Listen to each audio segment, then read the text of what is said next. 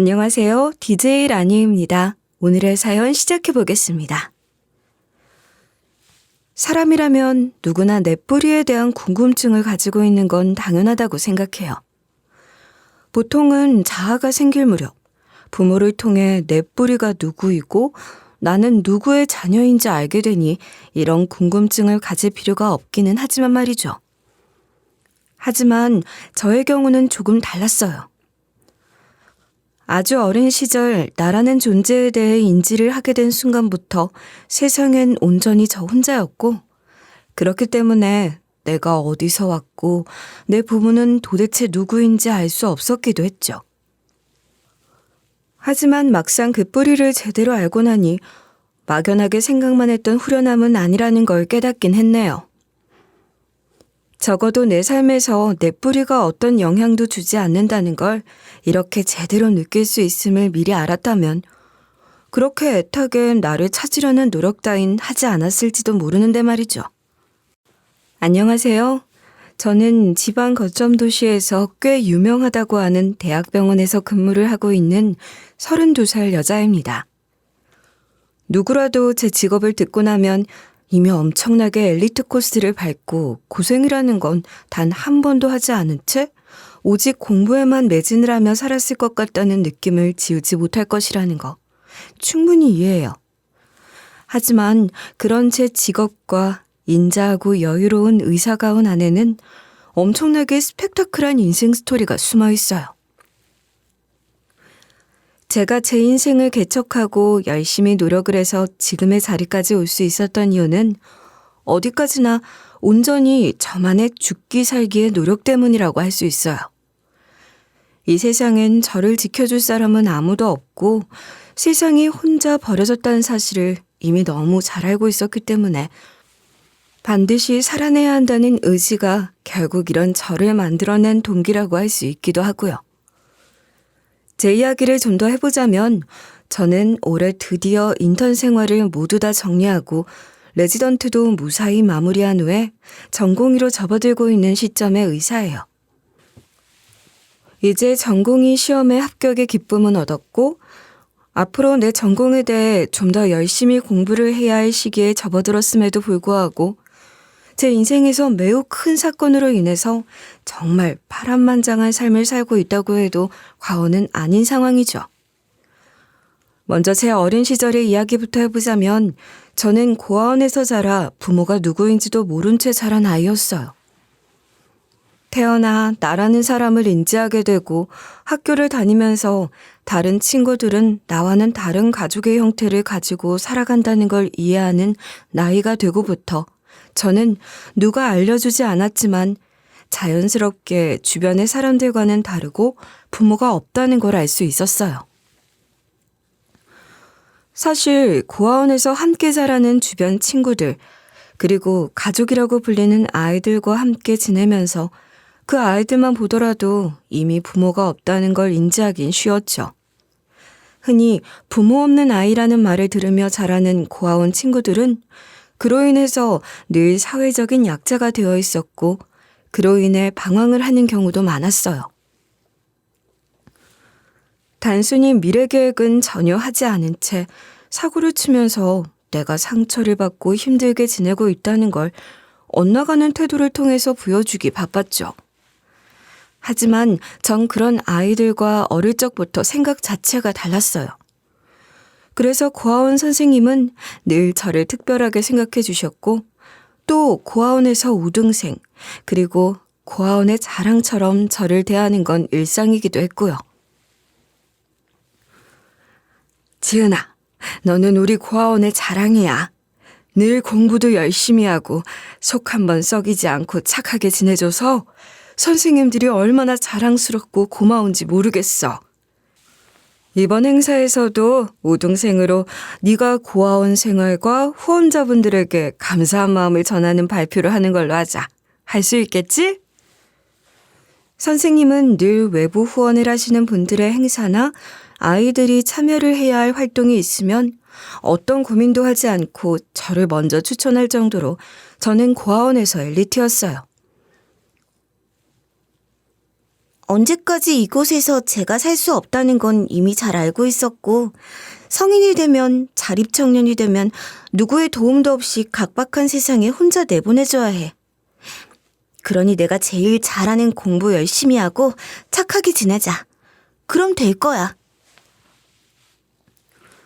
결국 제가 이런 환경에서도 바르게 자랄 수 있었던 건 오직 나를 위해서 악착같이 노력을 해온 제 의지에 의한 것이었죠. 이런 이유로 저는 정말 열심히 일을 했고 중학교 진학을 시작으로 고등학교를 모두 다 마칠 때까지 단 한 번도 반에서 1등을 놓친 적이 없는 우등생이었어요. 그리고 심지어는 전교에서 늘 1등 또는 2등을 유지하며 지냈으니 그 누구도 제가 부모 없는 아이라고 무시할 수 없게 만들었죠. 오히려 부모가 있는 아이들보다 뛰어났고 공부도 잘했고 사교성도 좋았거든요. 제가 어린 시절 제일 듣고 싶지 않았던 말은 바로 부모 없는 아이라서라는 말이었어요. 당연히 있어야 할 울타리가 없기 때문에 그늘이 있고 분명 문제가 있을 거라고 하는 이야기를 듣기 싫었던 저는 그 누구보다 학교 생활도 적극적으로 참여하고 친구들과 노는 것도 열심히 했어요. 아이들과 노느라 공부를 하지 못하는 날이면 집으로 돌아가 잠을 줄여서라도 그날의 할당량을 모두 다 채울 정도였으니까요. 뭔가 아이러니한 사실이지만 어릴 적부터 누군가 눈치를 보며 감정이나 기분을 캐치하는 데에는 정말 선수였거든요. 그렇기에 그 눈치를 이용해서 학교 생활을 시기적절하게 진행해왔고 고아원에서도 그 누구도 나를 싫어하는 사람은 없었기도 하고요. 어릴 적부터 고아원에서 그렇다 할 기억도 추억도 없는 저에겐 기억에 남는 일화 하나가 있어요. 제가 고아원에서 생활을 하고 있을 때 어느 날부터인가 우리 지역에서 나름 크다고 하는 병원에 근무를 하는 외과의사 교수님이 우리 고아원을 후원하기 시작했어요. 어느 순간부터인진 모르겠지만 처음엔 몇 차례 뜨문뜨문 방문을 하시더니 정기적으로 방문을 하면서 봉사도 하시고 후원도 해주시더라고요. 대학병원의 의사 교수님이 기억에 남는 이유는 다른 후원자들과 달리 봉사를 올 때마다 제비뽑기나 정기적 후원 봉사가 있는 날까지 고아원 생활을 잘하는 아이들을 뽑아서 매우 비싸고 좋은 선물을 주셨기 때문이었어요. 그렇게 비싸고 좋은 옷과 가방, 그리고 신발을 아깝지 않게 후원해 주시는 의사 선생님을 보면서 저는 정말 멋있는 사람이라고 생각을 했어요. 그리고 어린 마음에 교수님의 눈에 잘 보이고 싶다는 욕심이 컸고 그래서 저는 착한 어린이 뽑기 대회에서 1등을 하고 싶은 마음에 고아원 생활을 누구보다 성실하게 했고 칭찬 스티커를 모두 채워서 늘 교수님이 주시는 선물을 받고 싶어서 노력을 했어요. 그리고 저는 늘 당연하다는 듯 1등 아니면 2등 안에 들었고 그 선물을 모두 다 받을 수 있었고요. 이제 와서 생각을 해보니 제가 노력을 했던 건 당연하지만 우연치고는 매번 저에겐 선물을 받는 일이 어렵지 않았고 다른 아이들과 달리 늘 선물을 받을 때마다 교수님은 제 머리를 쓰다듬으면서 따뜻한 이야기를 해주셨거든요. 이번에도 지은이는 선물을 받는구나. 매번 열심히 해서 칭찬 스티커를 모두 채우는 지은이에겐 교수님이 특별히 선물 하나를 더 주마. 이거 단어 공부할 때 쓰는 전자사전 아니에요? 와, 교수님 감사합니다. 저 정말 열심히 공부할게요. 그래, 지은이는 원체 똑똑한 친구니까 분명 열심히 하면 교수님같이 훌륭한 사람이 될 거야. 알았지? 네, 그런데 제가 똑똑해요? 그럼. 이렇게 매번 선물을 받는 게 쉬운 일이 아닌데 똑똑하니까 받는 거지. 지은이는 참 똑똑한 친구야. 교수님은 늘 선물을 받는 대상자에 포함이 된 저를 기억하고 있었고 운동화, 옷, 가방, 필기구 같이 좋은 것들을 받을 수 있었어요. 그리고 매번 착한 어린이로 선발이 된다는 점을 칭찬하시면서 남몰래 전자사전을 챙겨주며 알 수 없는 말씀을 하시기도 했고요. 보통 교수님은 아이들에게 선물을 나눠줄 때 아이들에게 직접 나눠주는 일도 없었고, 나눠주면서 이야기를 하거나 머리를 쓰다듬어주는 일도 없었는데, 유독 저에게 선물을 주실 때에만 인사를 나누고 선물을 주신다는 걸 그때는 왜 인지하지 못했을까 싶기도 하더라고요. 아마 어린 마음에 당시 내가 사보지도 못하고 입지도 못할 좋은 브랜드의 옷들을 받게 된다는 것 자체에 꽂혀 기분이 좋게 지냈던 것 같아요. 그 덕분에 저는 학교에서도 고아원에서 자란 아이답지 않게 매우 좋은 브랜드의 옷을 자주 입었고 좋은 신발을 신고 다니면서 아이들에게 관심을 사면서 지냈던 것 같아요. 뿐만 아니라 경우에 따라서는 좋은 농구공, 축구공과 같은 것들을 선물 받기도 했고 여자애들 사이에서 유행하는 인형이나 장난감을 받기도 해 이를 이용해서 친구들과 더 친하게 그리고 인기를 얻으면서 지냈어요. 이제와 생각을 해보니 고작 고아원에서 자라는 아이가 열심히 지낸다는 이유로 말도 안 되는 비싼 선물을 어떤 대가도 바라지 않고 준다는 건 아무리 테레사 수녀라고 하더라도 할 수 없는 일이라는 걸 확실히 느낄 수 있겠더라고요. 어찌됐든 이런 혜택을 통해 저는 대학 진학까지 무사히 할 수 있었어요. 성적이 워낙 좋았기 때문에 사실 어디를 쓰든 합격을 하는 건 당연했어요. 하지만 저에겐 대학 등록금과 입학금을 내줄 부모님이 안 계셨기 때문에 현실적인 선에서 대학 진학을 선택해야 했죠. 그러던 중 우연하게 학교 담임 선생님으로부터 지방 거점 도시 지역 내에서 주는 장학금 제도가 있다는 걸 들었어요. 이 제도의 자격 요건이 제 상황과 딱 부합하고 있어서 제가 지원을 하면 장학금을 통해서 대학 진학을 할 수 있을 것 같다고요. 자세히 알아보니 그 장학금은 우리 고아원을 후원해 주시던 교수님의 대학병원에서 진행하는 것이었고 저는 장학금을 선택해야 했기 때문에 제가 살고 있는 울산 지역 내에서 유명한 국립대학의 의과대학을 진학하게 되었어요. 그렇게 제 인생이 갑작스럽게 의사라는 길로 접어들게 되었고 당시만 해도 저는 저만 열심히 하면 제 인생은 탄탄대로일 것이라고 생각했어요. 제 인생에 이런 말도 안 되는 해프닝이 일어날 것이라곤 상상도 하지 못한 상태에서 말이죠. 그렇게 현실적 상황에 맞춰 저는 대학 진학을 선택했고 당연히 합격을 해 저의 성인 시작인 20살의 인생이 시작되었어요. 뭔가 기대가 되기도 하고 설레어야 할 봄에 저는 그동안 사회적으로 보호가 필요한 저를 보호하고 지켜줬던 고아원을 나와 자립청년이라는 이름으로 독립을 해야 했어요. 당장의 고민은 학교를 다니며 지낼 곳이긴 했지만 정말 다행히도 학교 기숙사 지원을 했고 합격을 하게 되면서 저는 첫 자취를 기숙사에서 하게 됐어요. 이제부턴 정말 온전히 제 인생을 혼자서 살아가야 한다는 생각이 강했기 때문에 저는 고아원에서 지내던 시절부터 훨씬 더 정신을 똑바로 차리며 살아야 한다고 생각했어요. 무엇보다 당장 나를 먹여 살려줄 사람이 없다는 걸 알았기 때문에 제가 할 수 있는 일은 뭐든 가리지 않고 하면서 제 앞날을 위해 달려가야 했어요. 친구들과의 즐거운 수다 타임도 커피 한 잔도 저에겐 사치였고요. 게다가 제가 선택을 한 것은 의대 진학이었기 때문에 딱 2년의 과정이 끝나기 전까지 어느 정도의 돈을 모아둬야 제가 안정적으로 전공의까지 갈 수 있다는 생각을 했어요. 당장 돈이 한 푼도 없고 학비랑 기숙사는 장학금으로 퉁쳤다고 하더라도 앞으로 먹고 사는 건 내가 책임을 져야 하니까 뭐라도 해야겠어.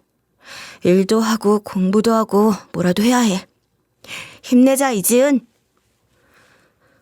그래서 저는 정말 일이라면 가리지 않고 뭐든 했어요. 남는 짜투리 시간을 이용해 카페 파트타임을 지원하기도 했지만 그래도 단연 저에게 가장 높은 돈을 벌어다 주는 건 과외였어요. 과외를 할 수 있다는 것이 얼마나 감사하고 행복하던지 제가 공부를 잘해두길 정말 잘했다는 생각이 들 정도였다니까요. 우리 지역에서도 똑똑한 친구들만 간다는 대학에 의대까지 나온 상황이다 보니 제가 과외를 구하는 일은 그렇게 어려운 일이 아니었어요. 그래서인지 공고를 올린 후 얼마 지나지 않아 정말 빠르게 꽤 부잣집으로 보이는 집에 고등학교 1학년 남자아이의 과외 자리를 구하게 됐어요. 공고를 올린 후 정말 짧은 시간에 많은 연락이 왔지만 제가 그 집을 선택하게 된 이유는 단연 첫째도 돈, 그리고 둘째도 돈이었어요. 다양한 금액 제시를 했지만 가장 높은 페이를 준다고 하기도 했거든요. 물론 제가 지금 아르바이트를 진행하고 있는 카페 아르바이트와 시간이 딱 맞물리게 맞춰주신다는 이야기를 들으니 이것만큼 좋은 조건은 없다고 생각을 했고 바로 결정을 했죠. 아이를 맡겨두신 어머님은 딱 한 차례 저와 인사를 나눴고 그 후론 얼굴을 보기 어려울 정도로 바빴어요. 과외 시작을 하면서 딱 한 번 봤던 터라 별다른 생각 없이 아이를 가르치러 집으로 들어가는데 그때 우연하게 제 눈에 보인 가족 사진을 보고 부러움 반, 궁금한 반으로 바라보다가 눈에 익은 얼굴 하나를 발견했어요. 그분은 바로 제가 고아원에서 생활을 할 때 정기적으로 후원을 해주시러 오셨던 교수님의 얼굴이었어요. 전혀 생각하지 못한 채 지냈던 상황에서 내가 학생이 되어 이 집으로 들어와 교수님의 하나뿐인 소중한 아들을 가르치게 되었다고 하니 뭔가 좀 신기하기도 하고 뿌듯한 마음도 들더군요. 당연히 아들의 과외 선생님에 대해서까지 교수님이 모두 알 필요는 없었고 그렇기에 제가 여기서 아들을 가르친다는 건 꿈에도 그러지 못할 거라고 생각했어요.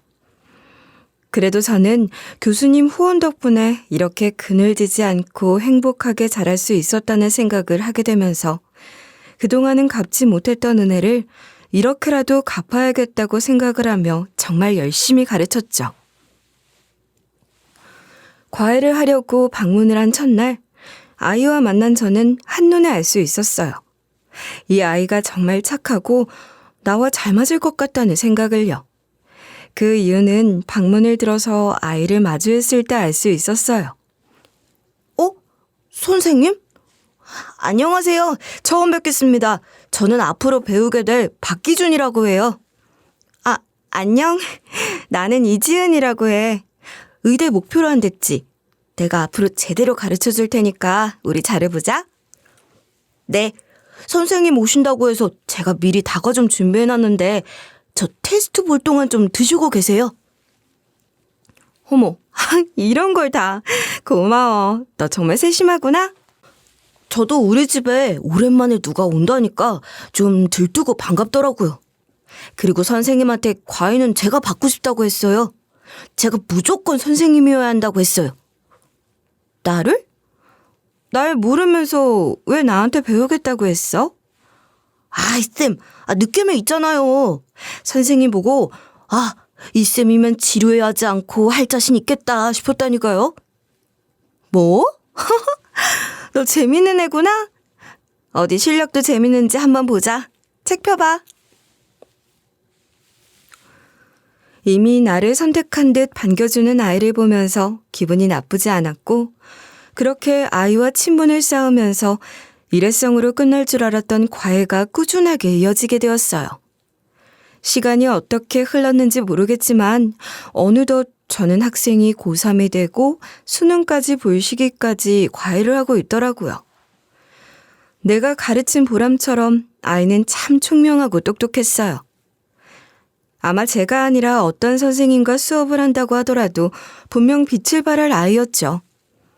그렇게 아이는 저와 함께 수능까지 보게 되었고 그 결과 대학 합격을 했어요.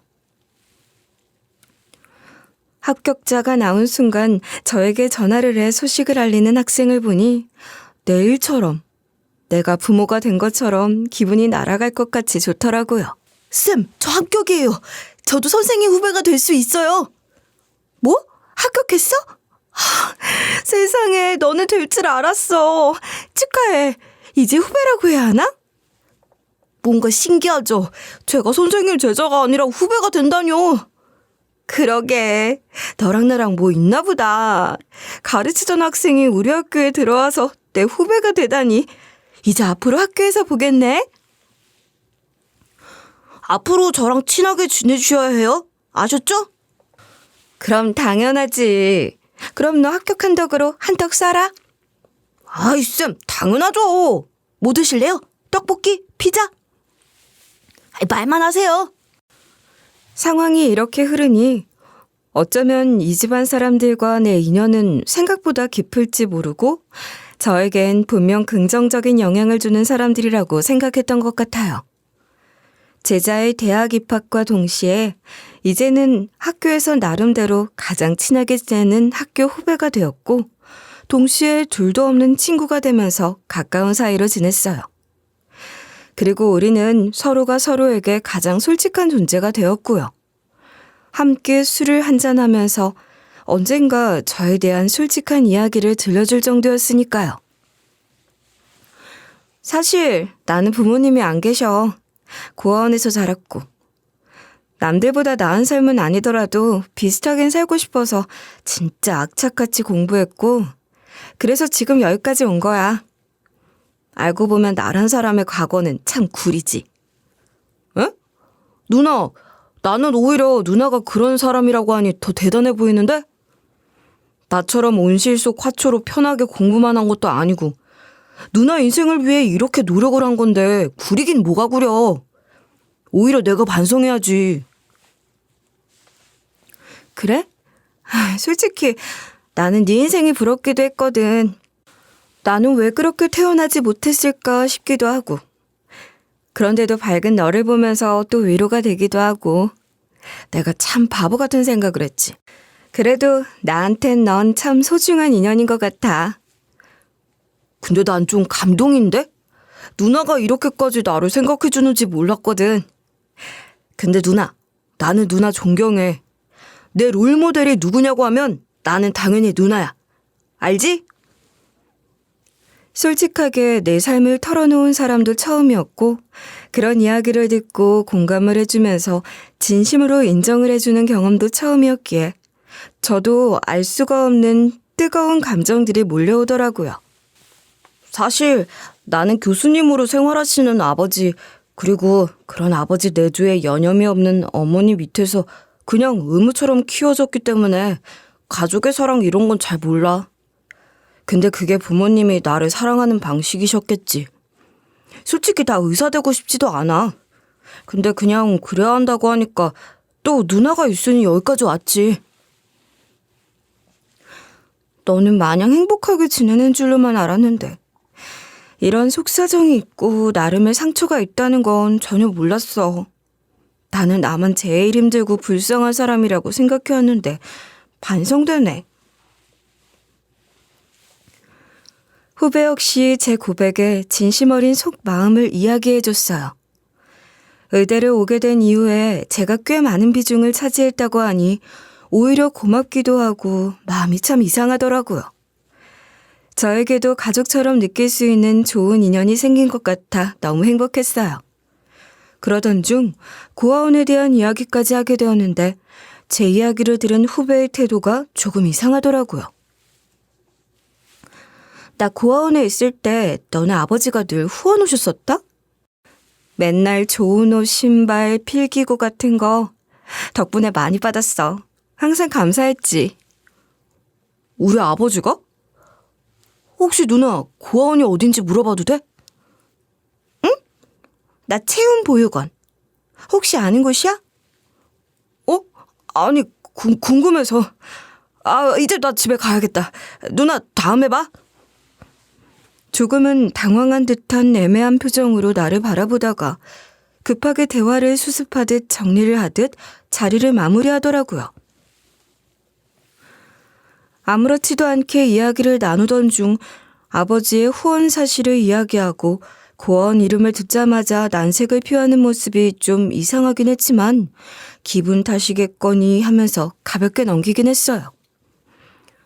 그런데 문제는 그날 이후부터였어요. 저는 평소처럼 생활을 하고 후배와 함께 점심을 먹기 위해서 연락을 했는데 이상하게 그날 이후부터 후배는 제 연락을 피하기 시작하더라고요. 단순히 기분 탓이라고 할 수 없을 정도였고 너무 티가 나게 피하니 느껴질 정도였어요. 뭔가 이상하다는 느낌을 지울 수 없어 바쁜 와중에도 시간을 내 후배와 대화를 시도했지만 후배의 태도는 완벽하게 달라져 있더라고요.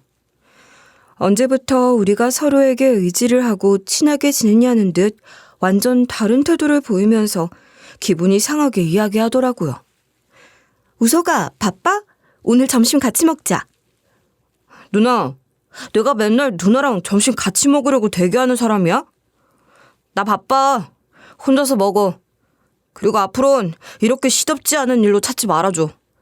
우리가 그럴 사이야? 뭐? 야, 너 갑자기 왜 그래? 내가 뭐 실수한 거 있어? 아님 나한테 기분 나쁜 거 있어?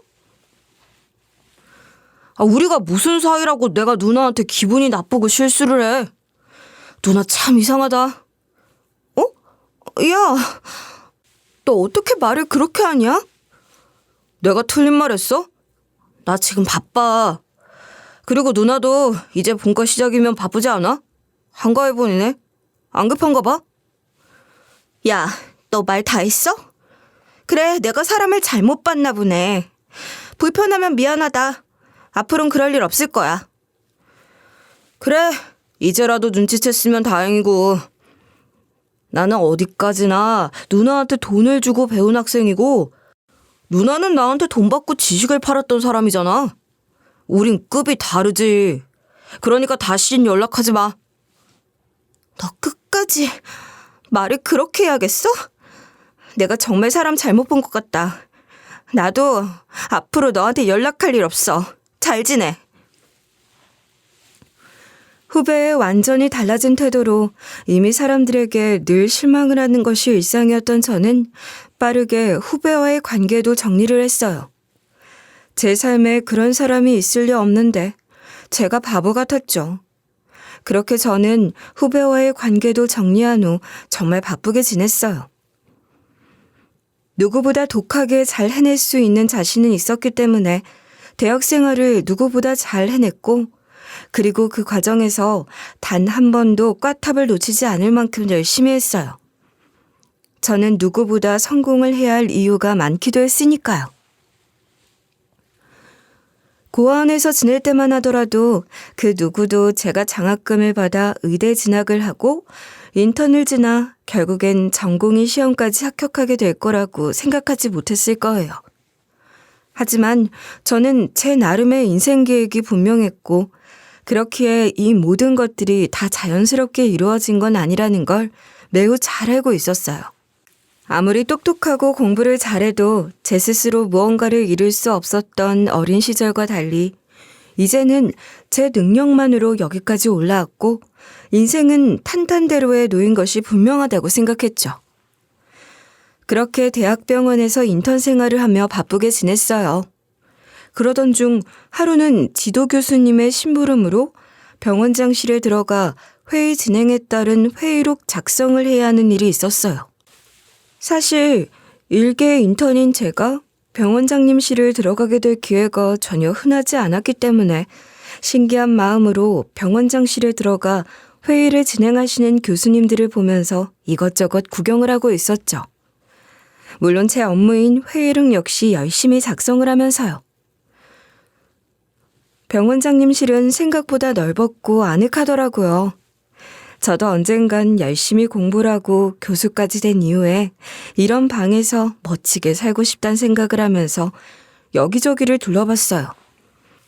그러던 중 정말 우연하게 병원장님 자리 옆쪽 좁은 틈이 남은 벽에 걸린 아주 오래된 사진 하나가 눈에 들어오더라고요. 왜 그 사진이 궁금했는지 저도 저를 잘 모르겠지만 그날 유독 그 사진이 눈에 들어왔어요. 그리고 멍하게 그 사진을 하나하나 뜯어보면서 딴 생각을 하고 있었죠. 그 사진 속에는 유치원생 정도 되어 있는 아이가 웃으면서 서 있었는데 처음 다소 거리가 있는 곳에서 봤을 때는 단순히 병원장님의 손자인가 싶은 생각을 하며 별다른 생각 없이 바라봤어요. 그런데 자세히 보면 볼수록 누군가와 닮았다는 느낌을 지울 수 없었고 심지언 너무 낯이 익은 얼굴에 자꾸만 집중을 해서 보게 되더라고요. 그리고 이내 그 사진의 주인공이 누구인지를 떠올리다가 깜짝 놀랐어요. 그 사진의 정체는 놀랍게도 어릴 적 제 모습이었거든요. 순간 너무 놀라서 회의를 하시는 도중에 저도 모르게 소리를 냈어요. 그리고 그 소리로 인해서 모든 교수님들과 병원 관계자분들의 시선이 저에게 쏠리게 됐죠. 이목이 쏠렸다는 걸 알고는 있었는데 그 벽틈에 걸린 사진은 분명 제 어릴 적 모습이었고 그 사진이 왜 여기에 걸려있는 것인지 도무지 이해가 되지 않더라고요. 이미 시선이 쏠렸고 저에게 이목이 집중되자 저는 이럴 바엔 확실하게 왜 자신이 이곳에 걸려있게 된 것인지 확인을 해야겠다는 생각이 들었어요. 왜 그렇게 행동을 했는지 이해가 되지 않지만 아마 저 역시 무언가 깨름직한 부분이 있었고 그래서 평소답지 않은 행동을 했던 것 같아요. 저 말씀 중에 정말 죄송해요.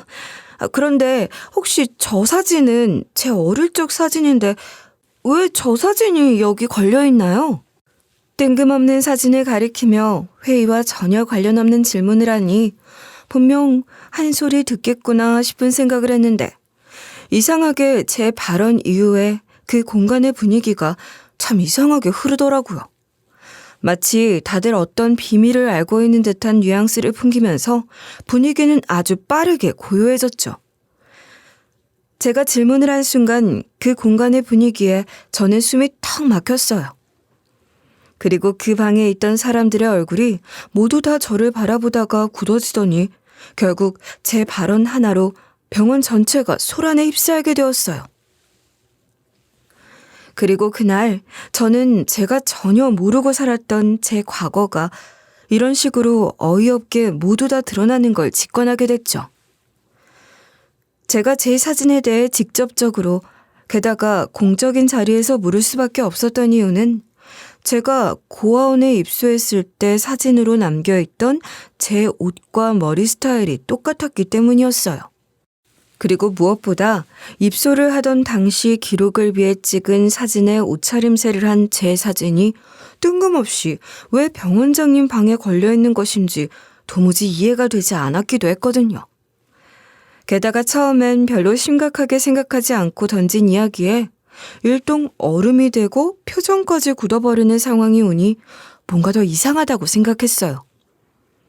분명 저 사진과 나 그리고 병원장님 사이에 무언가 있다는 생각이 직감적으로 들더라고요. 그래서 저는 다시 한번 그 사진의 출처에 대해서 물었어요. 다들 표정이 왜 그러세요? 저 사진은 제가 고아원에 입소할 때 입은 옷이랑 똑같아요. 왜 저 사진이 여기에 있는지 다들 아시는 건가요? 자네가 저 아이란 말인가? 저 사진은 우리 병원에서 대대적으로 저 보육원을 후원했었거든. 그리고 저 아이는 내가 꽤 예뻐해서 직접 선물도 주고 했던 아이인데 그게 자네였다니 정말 놀랍군. 사진은 내가 예뻐서 가지고 왔다가 병원장님실에 뒀는데 저걸 저렇게 걸어두셨네. 아이 별일 아니야. 그래 맞아. 그랬었지. 네가 그 아이구나. 항상 어떻게 컸을까 참 궁금했는데 이렇게 어엿한 의사가 되었으니 뭔가 뿌듯하고 장하네. 그럼 오늘은 이 정도에서 자리를 마무리할까? 교수님은 병원장님이 하시려는 이야기를 급하게 막는 느낌이 역력하게 상황을 정리했고 교수님의 답변에 더 확인을 할 수가 없어 그 상황은 정리되었어요. 하지만 돌아온 후에도 교수님의 말을 떠올려 봤는데 아무리 생각을 해도 뭐가 이상하더라고요. 제가 예쁘면 사진을 교수님이 가지고 계셔야 하는 게 맞는데 병원장실에 걸려있는 것도 이상했고요. 며칠 정도를 계속 생각하고 또 생각해 보면서 저는 그냥 넘어갈 사안이 아니라는 걸 직감적으로 느꼈어요. 분명히 관련이 없다고 하더라도 제대로 확인을 해봐야 할 것 같다는 생각이 자꾸만 저를 끌었거든요. 그래서 저는 늘 그렇듯 아무도 도와주지 않는 상황에서 제 출생의 비밀에 대해서 하나하나 파헤치기 시작했어요. 가장 먼저 제가 할 수 있는 건 바로 제가 어린 시절을 보냈던 고아원을 찾아가서 저를 처음 맡기게 된 분들이 누구인지를 확인하는 것이었어요. 저 또한 그런 질문을 해본 적 없었기 때문에 고아원 선생님들은 제 직접적인 질문에 당황하는 것 같더라고요. 선생님, 저 다 알고 왔어요. 그냥 솔직하게 이야기해 주세요. 제가 누구에 의해서 이곳으로 오게 된 거예요? 선생님은 다 알고 계셨잖아요. 그쵸? 지은아, 그게 무슨 말이니? 넌 보육원 앞에 편지랑 함께 놓여 있어서. 제가 인턴으로 지내는 병원장님실에 제 사진 다 봤고요. 솔직히 말해주세요. 사실 다 알고 온 거니? 그래, 사실 진흥대학 병원 교수 사모님이 널 데려왔다. 네? 병원장님이 아니라 사모님이요? 그분이 왜요? 제 엄마인가요? 아니, 사실 끝까지 한 거라고 했는데 네가 진흥대학 병원 병원장님 딸이라고 했어. 사모님이 아닌 다른 여자 사이에서 낳은 딸. 집안 망신이고 상속 문제도 있어서 사모님이 너를 여기로 보냈더구나. 그럼 제가 병원장님의 혼외자라는 말이에요? 그게 지금 말이 돼요? 너 고아원에 있을 때 이상하게 좋은 물건만 받고 후원도 너만 더 많이 해주고 그랬던 거 기억하니? 너는 태생부터 달랐던 거야. 태생부터 다른 제가 고아원에 버려졌고 여기서 나름 엘리트 대우를 받으면 뭐가 달라지나요? 왜 저한테 숨기셨어요? 말씀을 해주셨으면 좋았을걸. 네 친아버지도 마음이 편하지 않았던 건 사실이야. 보내놓고도 병원장님이 죄책감이 심했는지 늘 오시던 그 교수님 통해서 너를 주기적으로 돌보시더라. 그러니 너무 원망은 하지 말렴. 선생님으로부터 알게 된 진실은 저에게 충격 그 자체였어요. 감히 받아들일 수도 없는 진실을 모두 다 알려준 후 선생님은 그 당시 사모님으로부터 받은 편지까지 저에게 직접 전달해줬어요. 그 편지 내용엔 평생 제가 병원장님의 딸이라는 걸 몰라야 한다는 사실을 강조하고 그 대가로 꽤 막대한 금액들을 후원해줬더라고요. 너에게 비밀을 지키는 대신 지금 보육원에 있는 아이들이 넉넉하게 지낼 수 있었어.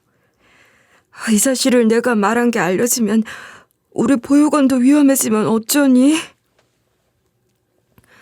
걱정 마세요. 제가 그렇게 안 만들게요. 선생님, 말씀해 주셔서 감사해요. 이제부턴 제가 해결할게요. 약속해요. 후원이 두려웠던 선생님은 저에게 걱정스럽게 이야기를 했고 저는 선생님에게 피해가 가지 않도록 처리하겠다는 약속을 하고 나왔어요. 모든 사실을 다 듣게 되니 어이가 없더라고요. 결국 저는 태어나면서부터 환영받지 못하는 존재였고 병원장의 명예가 너무 중요했던 나머지 저를 고아원으로 몰래 보내버렸다는 사실이 황당하고 어이가 없더라고요. 그 순간 갑자기 머리에 번뜩이며 떠오르는 사람 하나가 있더라고요. 나를 후원해 주셨던 교수님과 그 아들, 후배였어요. 저와 깊은 이야기를 나눈 후 제 출생의 비밀을 듣고 난 후 난색을 표하며 저에게 거리를 두게 된 이유가 바로 제 출생과 관련이 있다는 걸 전 확신했죠. 그래서 곧바로 연락도 하지 않고 지내던 후배를 찾아갔고 모든 사실에 대해 이야기를 해줄 것을 요구했어요. 후배는 처음에는 당황한 듯 하더니 제가 모든 걸 알고 왔으니 우리의 예정을 생각해서라도 제발 솔직하게 말해줄 것을 부탁하니 그때서야 어쩔 수 없다는 듯 이야기를 하더라고요. 나도 처음부터 누나가 그 사람인지 몰랐어.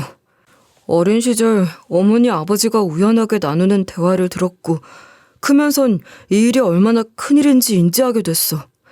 그런데 그 주인공이 누나라는 걸 알게 되니까 너무 무섭고 두려웠어. 후배는 이 일로 인해 꽤 촉망받던 자신의 아버지에게 타격이 갈 수 있다는 걸 알고 있었고, 이에 이 모든 진실이 드러나는 것이 너무 무섭고 두려워 저를 피했다고 하며 사과를 하더라고요. 누나한테 내가 이러면 안 되는 건데 정말 미안해. 모두 다 안다고 하니 궁금하다면 병원장님과 유전자 검사해봐. 내가 도와줄 수 있는 건 그거밖에 없네. 네가 왜 그런 결정을 했고 나를 피했는지 나 이해해. 그렇게 바보도 아니고. 걱정하지 마. 너한테 피해가는 일 없도록 할게. 그리고 면목 없지만 유전자 검사를 하고 싶어. 부탁할게. 후배의 말을 듣고 혼란스러웠지만 일단 후배가 줄 수 있는 유일한 도움인 병원장님과의 유전자 검사를 위한 준비를 부탁했어요. 사실 그 순간 가장 궁금했던 건 제 친엄마의 행방이었지만 이에 대해선 제가 확인할 수 있는 방법 자체가 없더라고요. 그래서 일단 친자 검사를 통해 정말로 병원장님이 제 친아버지인 것을 확인한 후 그 행방에 대해 물어보기로 했죠. 늘 집요하게 그리고 독하게 살아온 저였기 때문에 저에게 제가 원하지 않는 삶을 제공한 사람들에 대한 복수 또한 철저하게 준비했어요. 고아원에서 들은 이야기를 기반으로 해 그 당시 사모님이 나를 버리기 위해서 쓴 편지와 입소 기록 카드, 그리고 친자 검사 결과 등을 하나하나 모으면서 물증 준비를 했어요. 친자 검사의 결과는 당연하다는 듯 병원장님과 친자 관계 성립이라는 것이 나왔고, 이렇게 된 이상 제대로 한 방을 먹여 복수할 수 있는 타이밍을 찾는 것이 중요하겠더라고요. 단순히 병원장실로 찾아가서 이 사실을 터뜨린다면 그동안 아무것도 모르고 당하며 살아온 저에겐 억울할 것 같았거든요. 그러던 중 우연하게 병원 내 공지를 봤어요. 마침 병원장님의 정년 퇴임식 공고였고 저는 이 공고를 확인하고 이날이 바로 D-Day라고 생각했어요. 이제는 하늘이 저를 도와주려고 작정을 한 건지 상황은 기가 막히게 딱딱 들어맞더라고요. 저는 이 부부의 파렴치한 모습과 도덕성이 없는 모습을 밝히기 위해서 밤잠도 새워가면서 복수 준비를 했어요. D-Day를 결정하고 하루하루를 보내는 상황에서 얼마 남지 않은 정년 퇴임식이 너무 느리게 오는 기분이더라고요. 그리고 드디어 그날 행사가 시작되었어요. 병원장님의 퇴임식이니 그동안 노고와 업적에 대한 감사를 표하는 행사가 진행되었고, 그러한 행사 중 하나로 그동안 업적에 대한 부분과 감사함을 표현하는 영상을 만들어 띄우기로 했는데 그 영상 제작을 제가 맡았어요. 그리고 저는 그 영상을 이용해서 복수를 하기로 마음먹었죠. 처음엔 감사의 말씀과 함께 병원장님의 업적을 나열하는 영상을 띄웠고 그 영상을 본 참석자들 모두 다 즐거운 마음으로 박수를 치며 영상에 집중했어요. 그리고 영상이 시작한 지 3분이 지난 시점에 갑작스럽게 스크린이 바뀌게 되면서 이제부터 본격적인 폭로가 시작되었죠. 정말 열심히 준비한 영상이라서 모두가 다 함께 봤으면 했는데 타이밍을 참 잘 잡은 것 같더라고요. 처음 시작을 할 때 저는 보잘것없는 저를 이렇게 의사라는 자리까지 올 수 있게 남모르게 도움을 해주신 분에 대한 영상을 만들었습니다. 라고 소개했고 이 말로 인해서 이목은 더욱더 집중되었어요. 그리고 그때부터 제가 몰랐고 병원장님과 병원장님 사모님이 죽을 때까지 숨기고자 했던 진실을 모두 다 영상으로 담아 폭로했어요. 여기서 가장 중요한 포인트는 저를 버리고 없던 사람으로 만들려고 했던 사모님을 모두 다 알면서도 자신의 자식인 저를 버린다는 것 자체를 모르는 척 방관했던 병원장님이란 사실을 함께 강조했어요. 단순히 버렸다는 사실만 폭로한다면 병 원장님만 모르는 척 빠져나갈 수 없도록 하기 위함이었어요. 또한 한낱 인턴인 제가 말도 안 되는 이야기들을 주장한다고 할 것을 대비해서 유전자 검사 분석표, 그리고 고아원 기록과 사모님의 편지까지 모두 다 첨부를 해 더는 빠져나갈 구멍 자체를 만들지 않았어요. 이렇게 대대적으로 저의 출생의 비밀을 폭로하자 병 원장님과 사모님은 당황스러움을 감추지 못했고, 지역신문 기자들 역시 정년 퇴임식 취재를 위해 참석을 했던 상황에서 엄청난 건수를 잡았다는 듯이 플래시를 터뜨리며 취재를 하기 시작했어요. 이내 취재진들은 능력이 있는 인자하고 인간적인 병 원장에서 결국 불륜을 한 것도 모자라 자신의 명예와 삶을 위해 자식까지 버리는 매정한 아버지라는 비난이 쏠렸고, 이런 상황이 당황스러웠던 원장님과 사모님은 자리를 피했어요. 그리고 이내 얼마 지나지 않아 아무도 모르게 누군가 나를 찾아왔고, 저는 그 사람이 병 원장님과 사모님이라는 사실을 당연히 알 수 있었어요. 저를 찾아와 무슨 이야기를 할지 참 궁금했는데 생각보다 가관이더라고요. 무슨 이야기를 듣고 싶으셔서 여기까지 찾아오셨나요? 지금 당장 눈앞에 펼쳐진 일들도 한두 가지가 아닐 텐데.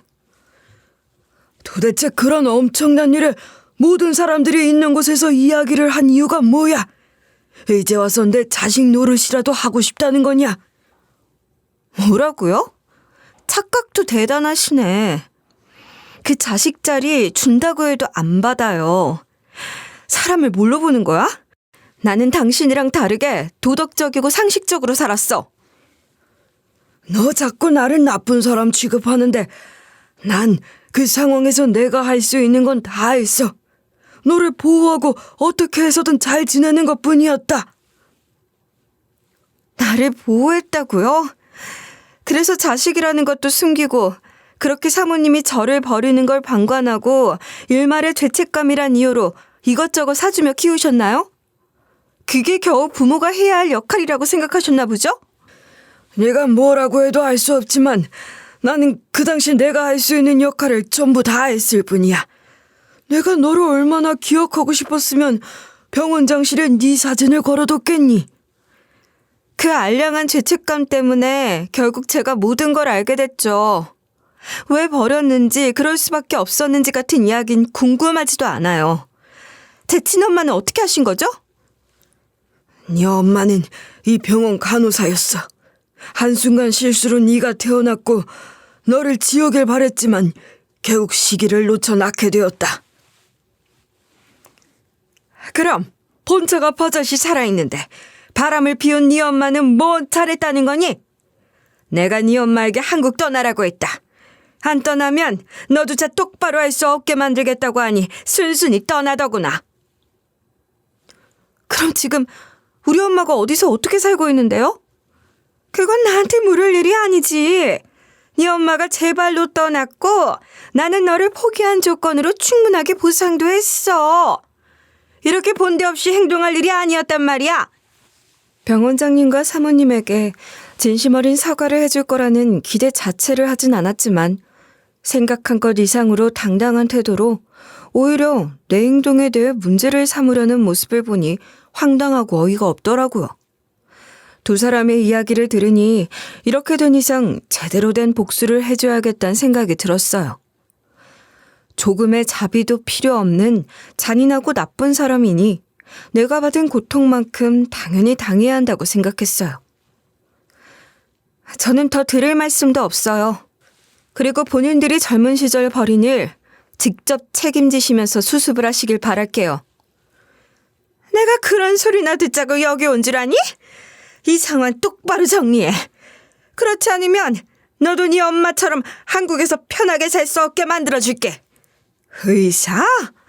네가 의사가 될 수 있을 것 같아?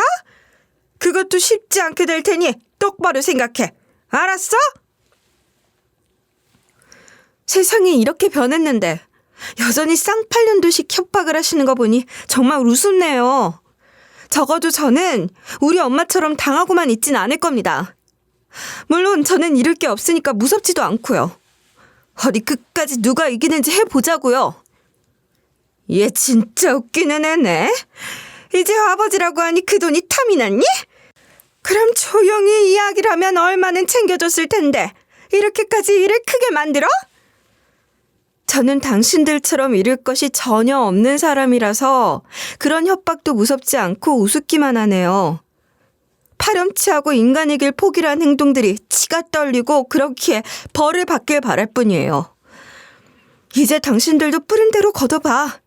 힘없고 약한 모정을 무시하고 핏줄을 함부로 여긴 책임을 제대로 지길 바래요. 오직 자신의 주관대로만 이야기하는 사모님의 말도 안 되는 이야기를 들어주다 못해 저는 하고 싶은 말을 던진 후 자리를 정리했어요. 도대체 어떤 삶을 살면 생각하는 것마다 저런 식인지 전혀 이해가 되지 않았고 오히려 불쌍하기까지 하더라고요. 이제부턴 그들이 한 행동에 대한 책임을 질 차례라고 생각했어요. 아무리 상황을 수습하려고 해도 명확한 물증들로 인해서 수습 자체가 될 수 없었을 것이기도 하고요. 오히려 이렇게 하고 싶은 대로 지르고 나니 속이 다 시원하고 뭔가 좀 후련하더라고요. 이제부턴 제가 나서서 할 일은 없었어요. 이 모든 우주가 그리고 세상이 그들의 잔인함과 파렴치함을 제대로 조치하고 그에 따른 책임을 지도록 할 테니까요. 마지막 희망을 안고 저를 찾아온 것이겠지만 아쉽게도 저는 그들이 원하는 대로 타협을 해줄 생각이 없었어요. 그리고 그날 대화는 결국 서로에 대한 비난과 분노만 더 쌓이도록 만든 후 끝이 났고 복수는 예정대로 진행될 수 있었어요. 병원장님은 결국 정년 퇴직을 앞둔 시점에서 말도 안 되는 출생 스캔들이 터지게 되면서 결국 명예퇴임은 모두 다 취소되었어요. 어쩌면 당연한 결과였죠. 퇴임을 잠시 미룬 후 징계 절차가 진행되었어요. 퇴임을 앞둔 시점이었기 때문에 오히려 징계 처분을 할 필요도 없었기도 하지만 상당한 이미지 타격을 입게 된 병원에선 굳이 퇴임을 미룬 후 징계 처분까지 내린 후 불명예스럽게 그 자리에서 끌려나야 하는 상황을 맞이하게 되었죠. 뿐만 아니라 사모님이 저를 버린 이유에 대해서도 결국 자신의 자녀들에게 갈 상속을 보호하기 위한 모략이라는 화살을 자연스럽게 받게 되면서 결국 사회적으로 상당한 비난을 받게 되었죠. 한순간에 총망을 받던 병원장님은 결국 자식까지 버리며 지키고 싶어 했던 명예를 고수하기 위해 한 행동을 통해 결국 완벽한 명예실추로 이어지게 됐어요. 그리고 병원 측에서도 결국 병원장님 출생 스캔들로 인해 상당한 이미지 타격을 입게 되었고 타격에 따른 손해로 인해 손해배상을 요구하는 손해배상 청구 소송을 제기받았다고 하더라고요. 당시 정년 퇴임식에 참석을 했던 기자들 역시 해당 스캔들을 직관했기 때문에 이런 상황을 발빠르게 언론에 보도하려고 했는데 이에 대해선 병원 측에서 손해가 심각해질 것을 대비해 돈을 주고 막은 것인지 지역 신문까지 날 정도로 유명해지진 않더라고요. 이런 상황으로 엄청난 궁지에 몰리게 되자 병원장님과 사모님은 모든 책임을 저에게 지우면서 명예훼손을 이유로 저에게 고소를 하겠다고 협박을 해오기도 하더라고요. 네가 아무리 네 아버지 진짜 딸이라고 해도 이렇게 하는 건 범죄고 모욕이야. 내가 가만히 있을 것 같아? 마음대로 하세요. 제가 그 정도도 각오하지 않고 고소했을 것 같아요? 너 정말 눈에 뵈는 게 없구나. 너는 훼손될 명예도 없겠지만 나랑 네 아버지는 아니야. 이렇게 만든 거 반드시 책임지게 해줄게. 네, 그렇게 하세요. 그런데 저 못지않게 당신들도 저를 이렇게 만든 거 반드시 책임지셔야 할 거예요. 버리고 신경도 안 쓰고 연을 끊고 살았어야 했어. 머리 검은 짐승은 거두는 게 아니라고 이렇게 복수를 할지 누가 알았어? 내가 당신들한테 그렇게 해달라고 한 적 없지 않아요? 이럴 정신이 있는 거 보니 여유가 좀 있나 보네요. 저를 상대로 뭘 하든 상관없으니 마음대로 하세요. 그리고 제발 찾아오지 마시고요. 제가 이렇게 제 출생의 비밀을 공론화한 마당에 그런 고소가 무섭지 않았기 때문에 오히려 마음대로 하라는 식으로 대응을 했어요. 그리고 오히려 당당한 태도로 나오니 오히려 고소를 한다던 모습은 온데간데 없고 조용해지더라고요. 아마 주변 시선 그리고 자신들의 상황에서 저를 역고소하게 될 경우에 오히려 더 큰 비난을 받거나 불리해질 것이 두려웠을 가능성이 큰 것 같았어요. 덕분에 다행인지 불행인지 전과 기록은 없이 잘 지내고 있어요. 병원에선 이 일로 인해 이미지 회복을 하고자 저에게 계속해서 근무를 할 것을 제안했지만 저는 오만정이 다 떨어진 이곳에서 더는 근무를 하고 싶지 않더라고요.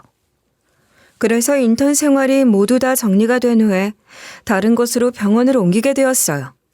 제 입으로 이런 말까지 하긴 좀 부끄럽긴 하지만 저는 대학 시절부터 늘 공부를 잘하는 우등생이었고 그렇기에 미래를 촉망받는 학생이었기 때문에 제가 이 병원을 그만둔다고 해서 갈 곳이 전혀 없는 건 절대 아니었거든요. 무엇보다 어딜 가든 제 역량으로 제대로 된 능력치를 발휘할 수 있다고 자신했거든요. 그러니 병원 내에서 큰 이슈가 될 수 있는 일을 벌였는지도 모르고요. 또 한 가지 이야기하자면 후배와의 관계는 다시 회복을 하게 되었다는 점이에요. 그 당시엔 자신의 아버지에게 불똥이 튀고 아들인 자신이 그 상황을 만들게 되는 것이 두려웠던 마음에 저에게 차갑게 대하며 사이가 소원해졌던 건 사실이지만 그런 부분들을 모두 고려해 오직 병원장님과 사모님 그리고 저 사이의 문제로 해결을 했고 그 사실을 알게 된 후배는 다시 저를 찾아와 진심으로 사과를 했어요. 그 마음을 전혀 모르는 건 아니었기 때문에 후배가 용기를 내 저에게 제 출생의 비밀을 언질해 준 것에 대해 고마움을 느꼈기도 하고요. 제 고향이기도 한 고아원에 대한 보호 또한 잊지 않고 했어요. 제 인생에선 한 번도 느껴보지 못한 부모 자식 간의 사랑이나 믿음으로 인해 저를 외면해야 했던 후배의 마음을 전혀 모르는 건 아니었기 때문에 충분히 이해하기도 했고요. 물론 그 이후에 병원장님과 사모님은 꾸준하게 저에게 연락을 해오면서 상황 정리를 요구하기도 하고 이미 모든 것들이 다 결론이 난 상황에서는 저에게 모든 책임을 물으려는 듯이 화를 내거나 분노를 표출하기도 했어요. 그렇다고 하더라도 당신들이 느끼는 지금의 몰락이 제가 평생을 겪어야 했던 부모 없는 서름과는 견줄 수 없다는 건 당연했기 때문에 저는 제가 한 복수 자체가 아직도 한참 모자르다고 생각했어요. 평생을 부모 없이 살아야 했던, 그래서 더 치열하게 눈치를 보며 삶에 임해야 했던 제 인생을 감히 고아원에서의 물질적 지원으로 모든 걸 다 해결할 수 있다고 생각했던 그들의 태도가 어이가 없기도 했고요. 그 일을 계기로 저는 제 아버지라고 하는 병원장님과의 연락은 모두 끊었어요. 당연한 이야기지만 제 아버지라고 믿고 싶지도 않은 상황이었고요. 그 이후에 어떻게든 친엄마를 찾아보고 싶은 마음에 이곳저곳 알아보고 있는데 생각보다 찾는 것이 쉽지 않더라고요. 그래도 끝까지 포기하지 않고 친엄마의 행방을 찾기 위해 노력할 것이니 언젠가는 친엄마를 만날 수 있다고 믿으면서 지내고 있어요. 아직 나이가 많은 편은 아니지만 참 신기하게도 인생에서 겪어보지 못할 정말 파란만장한 일들을 경험한 것이나 다름이 없다 보니 왠지 삶을 바라보는 자세 자체가 조금은 달라진 것 같은 기분이 들기도 해요. 이렇게 큰일을 겪게 된 만큼 저는 앞으로도 더욱 강해질 것이고 능력이 있는 사람으로 성장을 해 제 사람들을 지킬 수 있는 그런 사람이 되고 싶고 그렇게 되기 위해서 노력을 하려고 하고 있어요. 제 인생은 평범하진 않지만 그렇다고 특별한 일이 일어날 것이라고는 생각하지도 못하고 지내왔는데 그런 저에게도 이렇게 신기한 일이 생긴 것은 참 놀랍기도 하고 재밌기도 해요. 그 당시 무슨 용기로 그런 결정을 내리고 속 시원한 사이다 같은 복수까지 할 수 있었는지 신기하기도 하고요. 이번 일을 계기로 저는 앞으로도 노력하고 성장하면서 행복한 하루하루를 보낼 수 있도록 노력하고 싶어요. 다소 신기하고 기구한 제 이야기를 들어주셔서 감사합니다. 그래도 제 이야기를 듣고 제대로 된 복수를 했고 제가 잘한 일이라고 칭찬을 해주시는 분들이 많았으면 하는 바람이에요.